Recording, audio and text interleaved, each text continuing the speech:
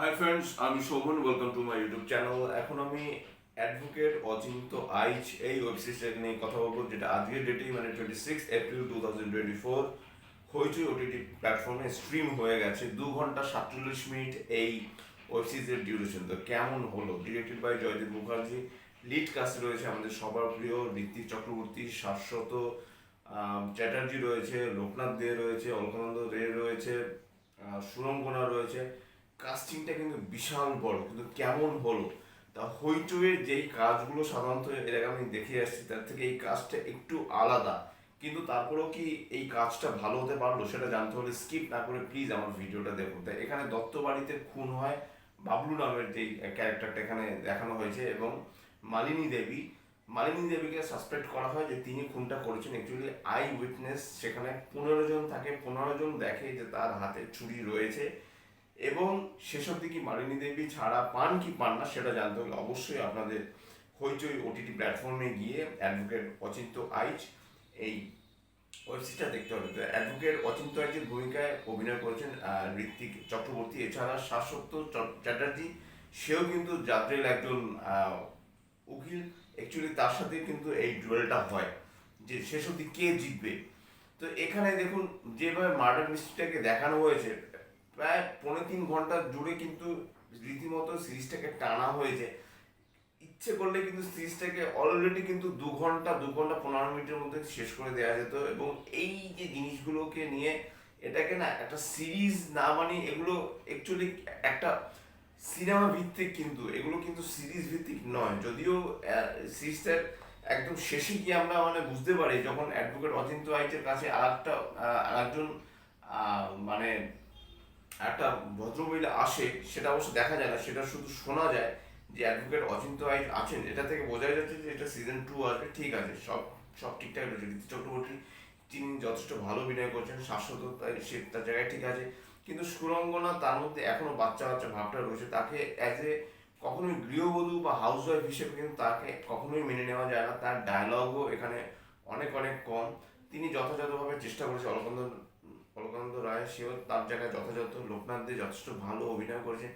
কিন্তু আমি একটা কথা বলতে চাই যে একজন উকিল, সে উকিল সফল নন। মানে এখানে টুটুলের কথা বলা হচ্ছে, এখানে অচিন্ত রায়ের কথা বলা হচ্ছে, দুলাল লাহিড়ী কিন্তু ঋতিকের বাবার ভূমিকা এখানে অভিনয় করেছেন। তিনি যতটুকু সময় স্ক্রিনে এসেছেন মোটামুটি বেশ ভালো, এবং তার কমিক টাইমিংগুলো আমার কিন্তু বেশ ভালো লেগেছে। একজন উকিল, সে উকিল সফল নয় সেটা মানছি, সেটা হতেই পারে। কিন্তু একজন পকেটমার, সে পকেটমারটা ভালো হয়ে গেল। সে একজন অনামী একজন উকিলকে সাপোর্ট করছে এবং শুধু তাই নয়, কেসে তাকে রীতিমতো সাহায্য করছে। মানে এমন এমন ভাবে তাকে হেল্প করেছে যে হেল্পগুলো কিন্তু অচিন্ত আইচের ক্ষেত্রে অনেকটাই কাজে এসছে। এই জিনিসটাকে না ঠিকঠাক মতো মেনে নেওয়া যায় না। যেমন একজন পকেটমার, হ্যাঁ এটা ঠিক যে সে একজন পকেটমার, সেও একজন মানুষ, কিন্তু তারপরও তার ক্যারেক্টারটা পুরোপুরি 360 ডিগ্রি এরকম রোটেট হয়ে গেল। অবশ্যই সে পকেটমারের ভূমিকায় যিনি অভিনয় করেছেন তার কমিক টাইমিং, তার কমিক সেন্স ভালো। তাকেও আপনারা অনেক মুভি বা সিরিজে দেখবেন, বিশেষ করে হইচই সিরিজে তাকে দেখা যায়। সে যথেষ্ট ভালো অভিনয় করে, এবং সে যখন বাংলা ভাষায় কথাগুলো বলে, বাজারের মধ্যে যেমন একটা সিন রয়েছে বেগুন কেনার জায়গাটার কথা বলবো, বিশেষ করে যথেষ্ট ভালো। তার কমিক রিলিফ নিয়ে কোনো কথা হবে না। কিন্তু একজন পকেটমারের পক্ষে কি এতটা পুরোপুরিভাবে ঘুরে যাওয়া যায়? 1 নম্বর।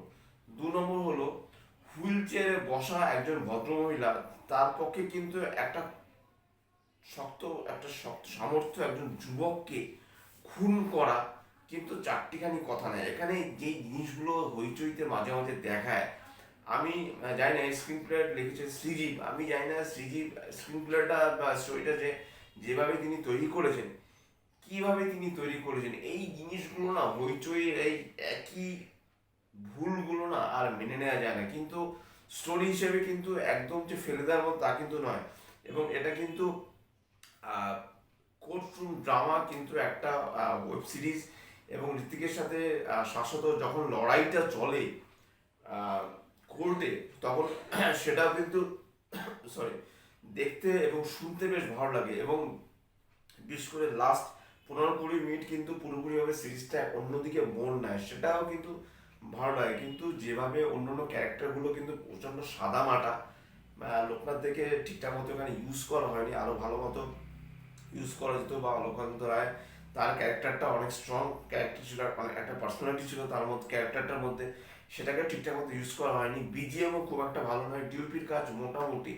কিন্তু আমি একটা কথা বুঝে উঠতে পারি না, সরি কিছুতেই, যে ঋত্বিককে আমরা কখনো গোড়া দেখছি, কখনো তাকে অন্য একজন আহ, তাকে একজন আমরা আহ, এখানে অ্যাডভোকেটের ভূমিকায় দেখছি, তাকে আমরা কখনো আবার দেখছি একজন তিনি এক্সপ্লোরার হিসেবে প্লাস গোয়েন্দা হিসেবে তাকে দেখছি। কাজেই এই একই ফেস বারবার দেখে দেখে আমরা কিন্তু ক্লান্ত। যদি এই ফেসগুলোকে নিয়ে রীতিমতো যদি এগুলো যদি চেঞ্জ করা হয়, আমি একটা সিরিজ দেখছি, আজকে আমি একটা সিরিজ দেখলাম একটা নায়কের, ঠিক আছে, দ্বিতীয় দিন যখন আমি আরেকটা সিরিজ দেখছি সেটা যদি আরেকজন অ্যাক্টরের হয়, তাহলে আমার মনে হয় জিনিসটা কিন্তু আরো বেটার হবে।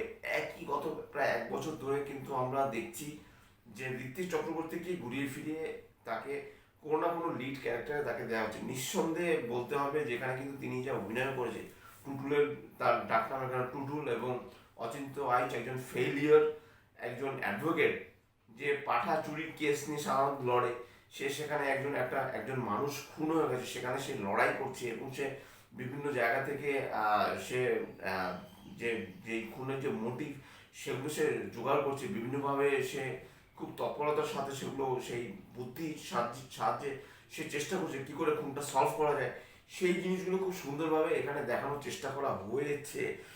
আমি কিন্তু কথাটা বলছি সুন্দরভাবে দেখানোর চেষ্টা করা হয়েছে, কিন্তু শেষ অবধি কতটা হয়েছে কি হয়নি সেটা জানতে হলে অবশ্যই আপনাদের হইচইতে গিয়ে স্ট্রিম হয়ে গেছে অলরেডি রাত্রি 12টার সময়, কাল রাত্রি 12টার সময় আপনারা চাইলে দেখতে পারেন, ওয়ান টাইম ওয়াচের জন্য দেখতে পারেন। প্রায় 3 ঘন্টার মতো টাইম ইনভেস্ট করে আপনাদের দেখতে হবে। কিন্তু তারপরেও বলবো, কোথাও গিয়ে না এরকম এই থ্রিলারগুলো না দেখে দেখে আমরা রীতিমতো ক্লান্ত। আমরা চাই এমন আরও কিছু থ্রিলার, যেরকম মার্ডার মিস্ট্রি আমরা এর আগে দেখিনি, নতুনত্ব কিছু চাইছি। একই জিনিস সেই ঘুরে ফিরে, বা অন্যান্য ক্যারেক্টার এখানে যারা রয়েছেন, যে বাবলু বা বাবা মা বা অন্যান্য যারা রয়েছে, 15 জন আই উইটনেস রয়েছে, তাদের বয়ানও ঠিকঠাক মতো নেই। বা এখানে সৃজার যে ক্যারেক্টারটা, সেই ক্যারেক্টারটা আরও স্ট্রং হতে পারতো, সেটা অতটা ঠিকঠাক মতো লেখা হয়নি। কাজেই আমি বলবো ক্যারেক্টারটা না আরো একটু স্ট্রং হতে পারতো। তা সব মিলিয়ে কিন্তু আমার এটা কাজটা কিন্তু আমার অনেক অ্যাভারেজ লেগেছে, আমার অতটা ভালো লাগেনি। আমি অনেকটা এক্সপেক্ট নিয়েছিলাম যে এখানে ঋত্বিক চক্রবর্তী যখন রয়েছে, শাশ্বত চ্যাটার্জিরও যখন রয়েছে, তা আরও ভালো হবে, আর সিরিজটা আরও ভালো আমি আশা করেছিলাম। হয়তোবা সিজন 2টা হয়তো আরও ভালো হবে, কিন্তু সিজন 1টা আমাকে হতাশ করেছে আমি বলবো না, আমি বলবো যে সিজন 1টা আমার মোটামুটি লেগেছে, আরও ভালো হতে পারতো। তো যাই হোক, ওটাই ছিল আমার মোটামুটি অ্যাডভোকেট অচিন্ত আইচের ওয়েব সিরিজের রিভিউ। যদি চ্যানেলটা ভালো লেগে থাকে, লাইক, শেয়ার, কমেন্ট এবং সাবস্ক্রাইব করতে ভুলবেন আমার চ্যানেলকে। ইনস্টাগ্রাম লিঙ্ক, ফেসবুকের লিঙ্ক এবং ইউটিউবের লিঙ্ক আমি আমার ডিসক্রিপশন বক্সে দিয়ে দিয়েছি, সেখান থেকেও আপনারা আমাকে কানেক্ট করতে পারেন। এবং অ্যাডভোকেট অচিন্ত আইচ যেরকম লাগলো, তার একজন গার্লফ্রেন্ড আছে, সেই গার্লফ্রেন্ডের ক্যারেক্টারটাও ঠিকঠাক মতো লেখা নেই। বা সে তার বাড়ির রান্নার গ্যাসটা তার পাশের বাড়ির বৌদিকে দিয়ে দিচ্ছে, সেটা সেই জায়গাগুলোর কিছু কিছু কমিক রিলিফ ভালো। ছোট্ট একটা বাচ্চাকে সে পড়ায়, বা কিছু কিছু জিনিস কমিক টাইমিং কিছু রয়েছে যেগুলো কিন্তু ভালো রয়েছে, কিন্তু তারপরেও না আমার অতটা ভালো লাগেনি। আমি যতটা আশা নিয়ে দেখতে বসেছিলাম অ্যাডভোকেট অচিন্ত আইচ, সেরকম কিন্তু আশা কিন্তু আমাকে জাগাতে পারেনি। তারপরেও ঋত্বিক চক্রবর্তী সেই তার জায়গায় যথাযথ সাবলীল, এবং তার অভিনয় দেখে রীতিমতো আবারও মুগ্ধ বলবো আমি। এবং তিনি যথাযথভাবে চেষ্টা করেছেন, এবং আশা করবো সিজন 2টা আরও যেন মাছ মাছ বেটার হয়। জয়দীপ মুখার্জির কাছে এটাই আমার আবদার। তিনি এত ভালো একজন পরিচালক, কিন্তু তিনি এমন এমন কাজ তিনি পরিচালনা করেন মাঝে মাঝে, যে কাজগুলো কিন্তু একদমই যে খুব যে স্ট্রং কাজ সেটা কিন্তু বলবো না, এবং আবার যে বিলো অ্যাভারেজ কাজ সেটাও না, জাস্ট অন অ্যাভারেজ ওয়েতে কিন্তু সিরিজটা গেছে। তাই এটা ছিল আমার অ্যাডভোকেট অচিন্ত আইচের রিভিউ। আপনারা ভালো থাকুন, সুস্থ থাকুন। এই গরমে আপনারা রীতিমতো সতর্কতা অবলম্বন জারি করুন, নিজেরা সুস্থ থাকার চেষ্টা করুন, ভালো থাকুন, এবং ভালো ভালো সিরিজ দেখুন, ভালো ভালো মুভি দেখুন, এবং অবশ্যই বাংলা সিনেমার পাশে থাকুন, এবং অবশ্যই বাংলা সিরিজের পাশে থাকুন, এবং অবশ্যই হইচইতে যাতে আরও ভালো ভালো কাজ আসে সেই কামনা নিয়ে আমি আমার এই ভিডিওটা ভিডিওটা শেষ করছি। Till then stay tuned.